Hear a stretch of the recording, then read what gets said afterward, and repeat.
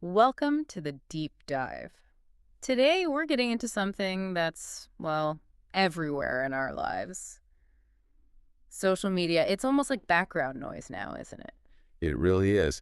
And it started with such promise, a way to connect, share things, keep up with friends far away. Mm, Seemed harmless, maybe even essential. totally. You download an app, suddenly you see your cousin's vacation pics, laugh at some viral thing, maybe even learn something quickly. What's the big deal, right? On the surface, it looks fine. But that's where it gets, well, really interesting and maybe a bit concerning, actually. When you dig into the research, like we have, you find there's this other side, a darker side, beneath all the shiny photos and updates. Okay. It's more than just a tool. It's actually quite powerful. It can mess with your mental health, drain your time like you wouldn't believe, and even change how you see yourself. So that's what this deep dive is about. We're going to unpack that, look at how these platforms can cause harm, what the signs are that maybe it's controlling you, not the other way around, Right. and crucially, give you some real practical ways to take back control. Your attention, your time, your life, essentially. Think of this as your guide through this tricky modern thing we all deal with. Exactly. And just to be super clear, this isn't about judging anyone. We're not saying everyone delete your accounts or that online connections aren't real. No, not at all. It's about awareness, giving you the insights, the tools, so you can use these platforms intentionally. So you're in charge, not the app. Okay, let's start with this dark side then, because it's easy to miss when it all looks so fun and engaging. But the research highlights some pretty big issues under the surface. It really does. One of the main ones, comparison. Just think about scrolling Instagram or TikTok. What do you see? Perfect bodies, amazing vacations, perfect lives. Exactly. Perfect everything. Yeah. But here's the thing the data shows. Yeah. So much of it is fake. Or at least, heavily edited, carefully staged. It's not real life. And that messes with your head, right? Because you're looking at someone's best moment, maybe even a fake moment, and comparing it to your whole life. The good, the bad, the boring bits. Precisely. And that constant comparison, it just chips away at you. It leads to feeling, well, not good enough, low self-esteem. It kind of creeps up on you. And then there's the addiction part. Yeah. Which I find this fascinating and kind of scary. It's not just us choosing to spend time, is it? These things are designed to hook us. Oh, absolutely. That's not an accident. They use some pretty clever psychology. Every comment, every little notification. Yeah. It's not just information. What is it then? It's a dopamine hit to your brain, that little buzz of pleasure. Yeah. But the really smart part is how unpredictable it is. You don't know when the next like is coming. Like a slot machine. Exactly like a slot machine. That variable reward, it's way more addictive than knowing you'll get a reward every time. It makes your brain crave it, keeps you checking, scrolling. So you get that little hit, and your brain just goes, oh, more! Give me more! Even if you don't get it every time, you keep pulling the lever, so to speak. You got it. And the result, you look up, and hours have just vanished. You didn't even mean to spend that long, but you got sucked in. And that lost time, that constant need for the next hit, it must wreck our focus too, right? It feels like social media is always stealing our attention. It's a classic scenario, isn't it? Yeah. You plan to do something important, maybe study English, work on a project. Yeah. And next thing you know, you spend an hour scrolling. Yeah. It's like having a thief in your pocket, constantly grabbing little bits of your focus.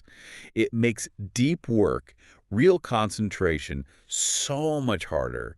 All that potential time just gets broken up. It's almost funny how easily it happens. Pick up the phone to check the weather. 20 minutes later, you're deep in some random feed. So how do you know? How do you spot when it's gone from being a tool to, well, controlling you? It happens slowly, right? Very slowly. Often you don't even notice this shift.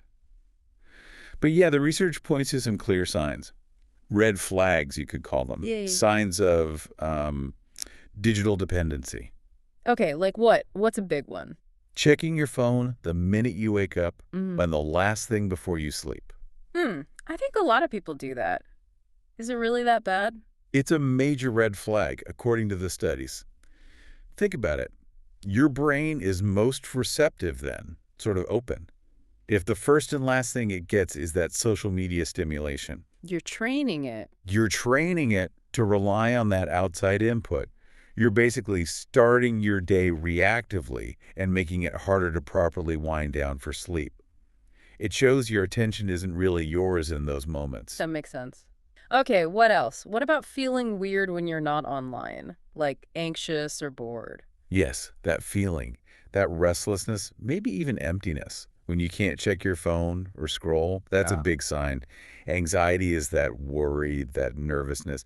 If you feel that just because you're offline, It means you're dependent. it suggests a dependency. Yeah. Yeah, It totally. shows it's shifted from being a choice, something you do, to something you feel you need just to feel okay. And what about likes and comments? We all like appreciation, but when does that become a problem? It's about where your self-worth comes from. It's natural to like positive feedback, but if your actual happiness, your feeling of being okay, starts to depend on getting likes, views, comments, that's risky. You mean external validation. Exactly. You need others online to tell you you're good enough. What's healthier, and what the research really backs up, is internal validation. Knowing your own worth without needing 1,000 thumbs up online. So your value isn't tied to the algorithm. Wow. Okay, what about focus? That urge to check your phone constantly. Yeah, even when you're trying to work or study or just talk to someone, you don't even hear a notification, but you feel this pull, this urge to just check. Compulsive behavior. That's the term, yeah. Doing something repeatedly, almost without thinking. It's a classic sign your focus has been hijacked, your attention span is getting fractured by these constant micro-urges. And using it to escape. When things get tough, just zoning out on the phone. Definitely. Feeling stressed, lonely, bored. Instead of dealing with that feeling, maybe talking to someone, you just grab your phone. It's called emotional avoidance, A temporary a fix. temporary distraction, yeah. But it doesn't solve the underlying problem. It can actually make things worse because you're not facing what's really bothering you. And this one, I think this is subtle, but maybe really important. Starting to live life for the screen. Yes, it's a shift in perspective. Like, are you taking a photo because the moment is genuinely special to you? Or because you're already thinking about how it will look on Instagram? If your real life starts feeling less real or less important than your online image, that's a sign you're performing. Living for the audience, not for yourself. Trading real experience for a curated image. Wow. Okay, so these are all signs. But it's really key to remember, right? This doesn't mean someone is weak or lazy if they experience these things. Absolutely critical. You're not broken. These platforms, the companies behind them, they are designed to do this. They use incredibly smart people, data science, powerful psychology. To grab and keep your attention. Exactly. Those algorithms, they're learning about you constantly. Every scroll, every pause, every click, they build a model of what keeps you hooked, and they feed you more of it. It's a system designed to capture your time. You're up against some very sophisticated engineering.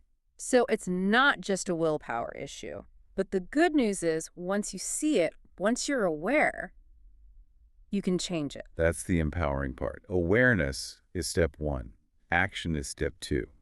And there are concrete things you can do to take back control. Okay, let's get practical then. What's the plan? For someone who wants to cut back, or maybe even quit but isn't sure how, you don't have to delete everything right away. No, not necessarily. It's about finding what works for you. But you need a strategy. First step, maybe just seeing how bad it is. Track your time. Seriously. Most phones have that screen time feature now. Go look. See how many actual hours per day are going into these apps. That number might be a shocker. It often is. Just seeing it in black and white, wow, I spent 3 hours on this app today. That can be incredibly motivating. It makes it real. Okay, so you see the number. Then what? Maybe start small. Delete one app. Just one. Pick the one that sucks up the most time or makes you feel the worst. Instagram, TikTok, whatever it is, just remove it. And just see what happens. Yeah. Pay attention to how your brain reacts. It might feel weird at first. You might keep reaching for it, but give it a few days. Notice the quiet. Notice the space that opens up. Right. But then you have this empty space this time. You need to fill it, don't you? Otherwise, you'll just find something else to scroll. Crucial point. Replace, don't just remove. You need to be intentional about filling that time you've reclaimed. With what? Good stuff. Things that actually nourish you. Reading a book, going for a walk, maybe finally committing to learning English properly, calling a friend for a real chat. Build new habits that feed your mind. Don't drain it. Okay, but what if you're not ready to delete anything? Can you still set rules? Absolutely. Set boundaries. Be Mhm. strict. Like, okay, I only check Instagram once a day for 15 minutes and then Use a timer. use a timer. Hold yourself accountable. It's about making a conscious choice about when and how you engage. You're taking the power back from the app. And maybe even take a whole day off. Go offline for one day a week. A digital detox day. Maybe Sunday. No social apps, no checking emails constantly. Just disconnect. Like hitting reset. It's like a reset for your brain, your whole nervous system. Yeah. Breaks that constant checking cycle. Helps you reconnect with just being. People often feel way more refreshed after doing that. Okay, so those are the actions. But why do it? People worry about FOMO, right? Fear of missing out. If I Yeah. quit Facebook, I won't know what's happening. FOMO. The research kind of flips that on its head. It suggests you're not really missing out on anything vital. What you're actually doing is making space for something better. So it's not about loss, it's about gain. Exactly. Focus on what you gain. And the gains are huge. First up, time. We talked about tracking it. If you get back, say, 2 hours a day, that's, 14 hours a week? yeah, Nearly 60 hours a month. 60 hours. That's almost 2.5 full days. Right. Think what you could do with an extra 2.5 days every month. Mm-hmm. Learn that language, exercise, read books, build real relationships. As the research puts it, time is life, and social media has been stealing it. Wow. Okay, that's massive. What else do you gain? You mentioned clarity. Clarity, yeah, a clearer, more focused mind. When you're not constantly bombarded with notifications and feeds and everyone else's opinions, Yeah. your own thoughts get quieter, more organized. You can hear yourself think. You can hear yourself think again. You can focus better, think more deeply. Your attention becomes sharper, which is vital for learning, for everything, really. And if comparison drags you down, then quitting should boost your confidence. Definitely. Stop comparing your real life to those fake highlight reels, and you just naturally start feeling better about your own path. You accept yourself more. Your self-esteem grows because you're focusing on your real growth, not some impossible online perfection. Makes sense. And this one sounds lovely. Presence. Just being here, in the moment, Yeah. enjoying your food without needing to photograph it, having a conversation where you're actually listening, fully engaged, noticing the world around you. Instead of living through a screen. Exactly. You start experiencing life directly again. Moments feel richer, connections feel deeper, you feel, well, more human. And the big one, control. Getting away from those algorithms. Right. Those algorithms are designed to keep you hooked, to control what you see and do. Stepping away means you decide how to spend your time, your attention. You're not being subtly manipulated anymore. That's real freedom. And maybe more energy. Scrolling seems passive, but it's tiring. It's mentally exhausting, all that input, all that switching. Cutting back gives your brain a break. People consistently report feeling more rested, more focused, more motivated, better sleep, less stress. It all connects. So looking at all those gains, it's not about missing out on fun online. It's about getting your actual life back. Reclaiming your life, exactly. Yeah. Shifting your focus to things that truly matter, things that help you grow on your own terms. It's not about giving up something, it's about gaining everything. So to wrap up, social media isn't necessarily evil in itself, but what this deep dive really shows is You have to be intentional. You need to make conscious choices about it. If you don't, Yeah. yeah, it can easily steal your focus, damage your confidence, and kind of hijack your life without you even realizing it. The big takeaway isn't necessarily quit everything now, although maybe that's right for some. But it's definitely a nudge, right, to maybe unplug a bit more. Yeah. Reconnect with real life, real learning, real people. So here's something to think about. Given all that time, that energy, that focus you could get back, even by taking one small step away from the screen this week.